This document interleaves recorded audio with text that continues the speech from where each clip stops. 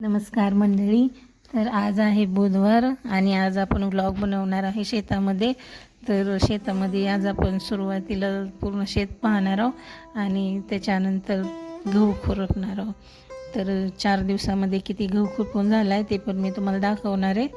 तर हे आहे आपलं माळवं लावलेलं आहे. काय शेतामध्ये वांगे लावलेत, शेपाची भाजी, वांगी, कोथिंबीर, जोड गहू आणि लसूण पण लावला आहे. जरा थोडासा मोठा आला आहे आणि थोड्या कमी दिवसांनी लावलेला आहे तो छोटा आहे. तर चला गहू बघूया. तर ही खुरपलेलं आहे. 4 दिवस खुरपायचे झाले. 4 दिवसात झालेत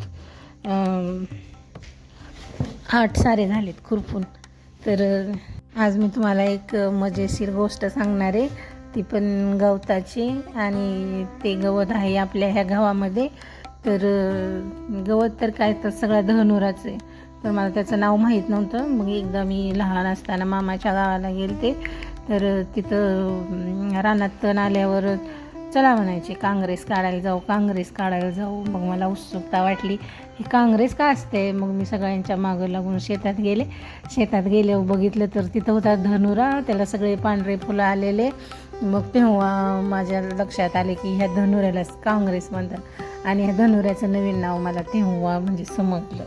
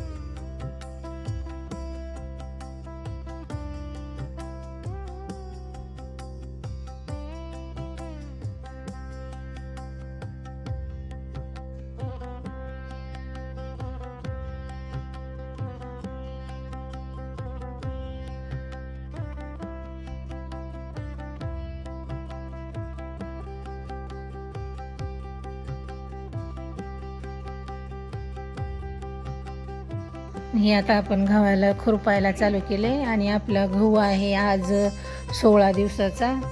तर 16 दिवसात पाणी दिलेलं वाळले वाफसा झाला आहे. मग खुरपायला चालू केले 4 दिवस झालं, 4-5 दिवस झालं. तर त्याला खुरपताना ह्या सगळ्या गव्हामध्ये तण म्हणून तर आलं धनुरा. ती धनुरा सगळा काढावं लागतं. हे असं खुरपायचं. आणि आता 10:30 वाजले, तर 10:30 वाजल्यापासून मी चालू केले. संध्याकाळी 6 वाजेपर्यंत मी खुरपणार आहे. आणि बघा हे अशा प्रकारे खुरपायचं. ही असते खुरप. आणि हे असं सगळं तण काढायचं, चगाळ काढायचं. आणि मग गहू खुरपल्यानंतर जरा असं आडवा पडला तर काय 1-2 दिवसांनी ते उभा राहते. लहानच असल्यामुळं पाणी दिल्यानंतर तर त्याला कसं फुट्या फुटते त्या. आणि एका गव्हाला जास्तीत जास्त खाल्लं गाड्या फुटून जरा मोठं येते. आणि त्याला अशा प्रकारे आपलं खुरपण चालू आहे. खुरपल्यानंतर माती भुसभुशीत होती, पाळी बसती ह्याला चांगली. आणि पाणी दिल्यानंतर चांगला गव्हाचा फुटवा होतो. पाणी द्यायच्या आधी आपण ह्याला एक खत टाकणार, खताचा डोस द्यायचा. आणि नंतर ह्याला भिजवायचं. शेतकऱ्याचं जीवन निसर्गावरच अवलंबून असते. सकाळपासून संध्याकाळपर्यंत काम करायचं आणि समाधानी राहायचं. पाऊस, ऊन, वारा सगळं काही त्याला पाहावं लागतं. निसर्गाने साथ दिली तरच पीक येतं. शेतात काम करण्यासाठी सुद्धा आता आधुनिक उपकरणं निघालेत. खुरपण्याच्या ऐवजी शेतात तणनाशक फवारतात, त्याच्यामुळे तण येत नाही. अजून पिकावर रोग पडू नये म्हणून कीटकनाशक वगैरे असतात. अजून शेतीची भरपूर कामं कमी व्हावीत म्हणून ट्रॅक्टरने शेती करतात. अगोदर बैलांनी शेती करायची, जनावरांवर अवलंबून असायची शेती. पण आता ट्रॅक्टरमुळे खूप सोयीचं झालेलं आहे. तर हे बघा अशा प्रकारे माझं खुरपण चालू आहे. तर खूप हळूहळू खुरपावं लागतंय, सगळं तण काढावं लागतंय. बायका शेतात काम करताना गाणी म्हणायच्या, उकाणे घ्यायच्या, जात्यावरच्या ओव्या वगैरे वगैरे बरंच काही करमणुकीसाठी त्यांचं असंच चालू असायचं. आज मला पण एक गाणं आठवले खुरपताना, तर मी ते आज बोलणार आहे. तर कुठलं ते विसरलं अजून, तर आठवलं. हां, ते कुठलं नाही विसरलं. आठवलं. तर 1 मिनिट म्हणते मी. पत्र आलं बांधवाचं वाचायला येईना, नेऊ कुठं वाचायला वाचणार भेटना. गावाला मी जाते कुण्या मोटारच समजेना, पाटी आहे तिच्यावर वाचायला येईना. पत्र आलं बांधवाचं वाचायला येईना, वाचायला येईना बाई, वाचायला येईना. तर अशा प्रकारे काम करताना सहजच टाईमपास. तर माझं हे चाललंय खुरपायचं अशा प्रकारे. तर कसं येते मला खुरपायला बघा. आणि माझं खुरपणं कसं वाटतंय, मला बरोबर खुरपायला येते का नाही ते बघा आणि नक्की सांगा. मी असं खुरपले सकाळपासून हे एवढं झाले खुरपायचं, पाठीमागच्या बांधापासून इथपर्यंत. आणि आता मी थोड्या वेळाने जाणार आहे शेततळ्यात बघायचे पाणी किती आले किती नाही ते. रात्री मोटर चालू झाली का नाही ती समजते आपल्या. शेततळ्यात पाणी जास्त आले का नाही बघायचे, चेक करायचे आपल्याला. आणि त्याच्यानंतर खालच्या शेतात जायचे. खालच्या शेतात पण गहूचे शेततळ्याच्या कडेला, त्याच्यात किती गवत आले ते बघायचे. आणि गवत आलेलं दिसते का नाही ती पण चेक करायचे. आणि आपल्या रानामध्ये ससे आणि हरणं पण येतात. मेथीची भाजी लावली आहे आणि भाजी खाल्ली आहे का, कोथिंबीर खाल्ली आहे का बघायचे.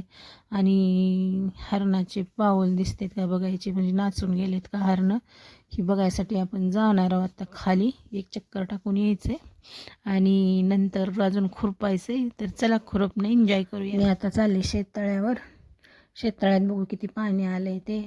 आणि रात्री मोटर चालू झाली का नाही ते पण बघायचं. जास्त पाणी आलं तर लक्षात येते की मोटर चालू झाली. शेततळ्याच्या तिथं पोलवरती कॅमेरा बसवलेला आहे, पण तो आता खराब झाला आहे. त्याची सौर प्लेटच पडली पाण्यात, वाऱ्याने नाही तर कशानंतर पडले असेल. तर चला बघू आपण शेततळं. वाव, किती छान दिसतं आहे. आणि चालू झाली ती रात्री मोटर, संध्याकाळीच पाणी चालू होतं, ॲटो टाकला तर हे असं एवढं पाणी आले तळ्यामध्ये. पाणी साठवून ठेवावं लागतं आणि जेव्हा पाहिजे तेव्हा वापरायचं पिकाला, गव्हाला द्यायला. हा आपला कॅमेरा, ही मोटरची पेटी. असं इकडं एक बोर आहे, इकडच्या साईडला एक आहे, तर ही चालू राहते. ह्याला पण पाणी आहे आपलं चांगलं भरपूर. तर बघा अशा प्रकारे.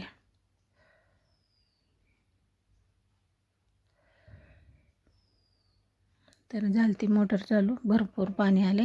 आणि हे आपल्या शेततळं जेव्हा सुरू होतं ना, तेव्हा आपल्या शेतात बिबट्या पण आलेला. पण आलतात त्या दिवशी दिवसा नाही समजलं, पण दुसऱ्या लोकांना दिसल्यावर फोटो वगैरे काढल्यानंतर टाकलं होतं, तर ते आपल्या शेताच्या जवळच्या शेतामध्ये आलता. आणि आपण ह्या शेततळ्यामध्ये मासे सोडले होते आणून, पण काय झालं, शेततळ्यात पाणबुडी मोटर आहे, त्या मोटरला अडकून मासे मरतात आणि वर येते. तसं करून तर सगळेच मेले. आणि आता काय नाहीत मासे, बघू आपण आणून सोडू कधी तर. असे अशा प्रकारे आपलं हे शेततळं दिसते. आणि खालच्या तळीतला बघूया. आणि हा पण खुरपायचा आहे, त्याला शेततळ्यावरून आपण खाली उतरून बघू. तर मी आता इथूनच खाली उतरणार आहे.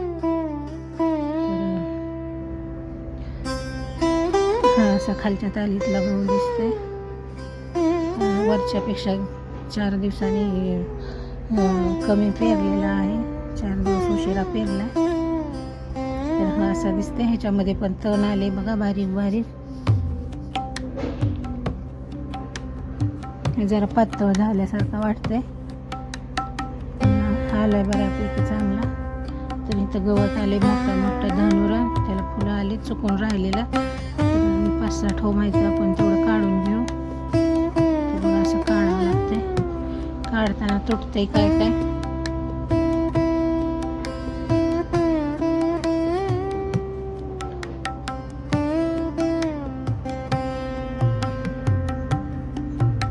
तुटायला लागले काढताना.